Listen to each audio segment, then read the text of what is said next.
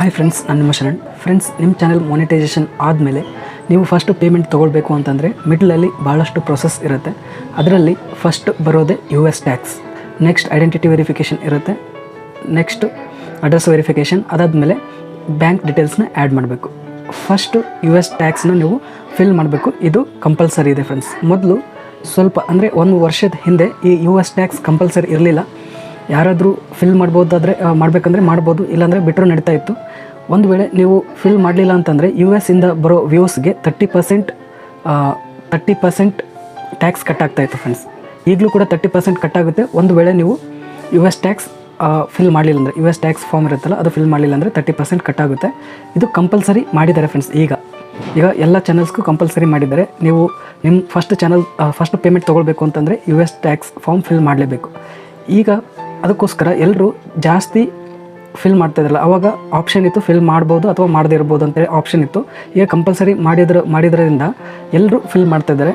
ಮತ್ತು ಈಗ ಎಲ್ಲನೂ ವ್ಯಾಲ್ಯೂಯೇಷನ್ ಸ್ಟ್ರಿಕ್ಟಾಗಿ ನಡೀತಾ ಇದೆ. ಅಂದರೆ ಕರೆಕ್ಟಾಗಿ ಚೆಕ್ ಮಾಡ್ತಾಯಿದ್ದಾರೆ. ನೀವು ಏನು ಇನ್ಫಾರ್ಮೇಷನ್ನ ಕೊಟ್ಟಿರ್ತೀರಲ್ಲ ಆವಾಗ ಕರೆಕ್ಟಾಗಿ ಚೆಕ್ ಮಾಡ್ತಾರೆ. ಅದಕ್ಕೋಸ್ಕರ US ಟ್ಯಾಕ್ಸ್ ನೀವು ಫಿಲ್ ಮಾಡಬೇಕಾದ್ರೆ ಒಂದೊಂದು ಬಾರಿ ಅಡಿಷ್ನಲ್ ಡಾಕ್ಯುಮೆಂಟ್ ಅಂತೇಳಿ ಕೇಳುತ್ತೆ. ನೀವು ಅಲ್ಲಿ ಏನು ಇನ್ಫಾರ್ಮೇಷನ್ನ ಹಾಕಿರ್ತೀರ ಅದು ಕರೆಕ್ಟ್ ಇದೆಯಾ ಅಲ್ಲ ಅಂತೇಳಿ ಚೆಕ್ ಮಾಡೋಕ್ಕೆ ಅಡಿಷ್ನಲ್ ಡಾಕ್ಯುಮೆಂಟ್ ಕೇಳುತ್ತೆ ಫ್ರೆಂಡ್ಸ್. ಈಗ ಅಡಿಷ್ನಲ್ ಡಾಕ್ಯುಮೆಂಟ್ಸ್ ಯಾವ್ಯಾವ ಬೇಕು ಅಂತೇಳಿ ನಿಮಗೆ ಇಲ್ಲಿ ತೋರಿಸ್ತೀನಿ. ಇಷ್ಟರಲ್ಲಿ ನೀವು ಒಂದನ್ನು ನೀವು ಆ ಫೋಟೋನ ಆ್ಯಡ್ ಮಾಡಬೇಕಲ್ಲಿ ಅಪ್ಲೋಡ್ ಮಾಡಬೇಕು. ಇಷ್ಟರಲ್ಲಿ ನಿಮ್ಮ ಹತ್ರ ಕಾಮನಾಗಿ ಇರೋದು ಯಾವುದು ಅಂತೇಳಿ ನಿಮಗೆ ತಿಳಿಸ್ತೀನಿ ಲಾಸ್ಟಿಗೆ.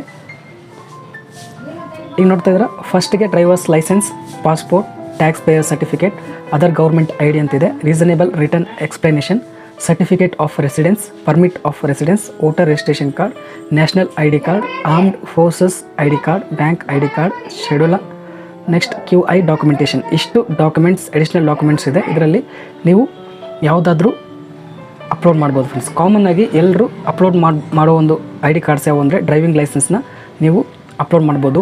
ಪಾಸ್ಪೋರ್ಟ್ ಭಾಳಷ್ಟು ಜನದ ಹತ್ರ ಇರಲ್ಲ. ನೆಕ್ಸ್ಟು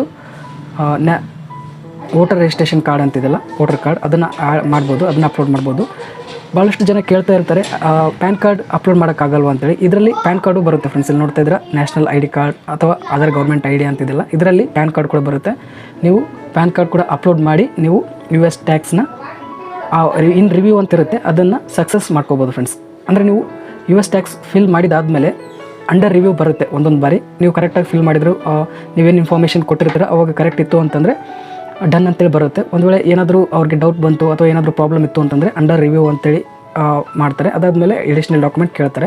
ಆವಾಗ ನೀವು ಈ ಒಂದು ಡಾಕ್ಯುಮೆಂಟ್ಸ್ನ ನೀವು ಅಪ್ಲೋಡ್ ಮಾಡಬೇಕು. ಪ್ಯಾನ್ ಕಾರ್ಡ್ ಕೂಡ ನೀವು ಅಪ್ಲೋಡ್ ಮಾಡ್ಬೋದು ಫ್ರೆಂಡ್ಸ್. ನಾನು ಆಗಲೇ ಬೇರೆ ಚಾನಲ್ಗೆ ಪ್ಯಾನ್ ಕಾರ್ಡ್ ಅಪ್ಲೋಡ್ ಮಾಡಿ US ಟ್ಯಾಕ್ಸ್ ಫಾರ್ಮ್ ಕಂಪ್ಲೀಟ್ ಪ್ರೊಸೆಸ್ನ ಕಂಪ್ಲೀಟ್ ಮಾಡಿದ್ದೀನಿ. ಪ್ಯಾನ್ ಕಾರ್ಡ್ ಅಪ್ಲೋಡ್ ಮಾಡ್ಬೋದು ಫ್ರೆಂಡ್ಸ್. ನೆಕ್ಸ್ಟ್ ಈ ಒಂದು ಅಡಿಷ್ನಲ್ ಡಾಕ್ಯುಮೆಂಟ್ ಈ ಒಂದು ಪ್ರಾಬ್ಲಮ್ ಯಾಕೆ ಬರುತ್ತೆ ಅಂತೇಳಿ ನೆಕ್ಸ್ಟ್ ವಿಡಿಯೋದಲ್ಲಿ ತಿಳಿಸ್ತೀನಿ ಫ್ರೆಂಡ್ಸ್. ಈ ವಿಡಿಯೋ ಇಷ್ಟ ಆದರೆ ಪ್ಲೀಸ್ ಲೈಕ್ ಮಾಡಿ. ನನ್ನ ಚಾನಲ್ಗೆ ಸಬ್ಸ್ಕ್ರೈಬ್ ಮಾಡಿಲ್ಲ ಅಂದರೆ ಪ್ಲೀಸ್ ಸಬ್ಸ್ಕ್ರೈಬ್ ಮಾಡ್ಕೊಳ್ಳಿ. ಇದೇ ರೀತಿ ಯೂಟ್ಯೂಬ್ ರಿಲೇಟೆಡ್ ವೀಡಿಯೋಸ್ ಅಪ್ಲೋಡ್ ಮಾಡ್ತಾ ಇರ್ತೀನಿ ನನ್ನ ಚಾನಲಲ್ಲಿ. Thank you friends, thank you very much.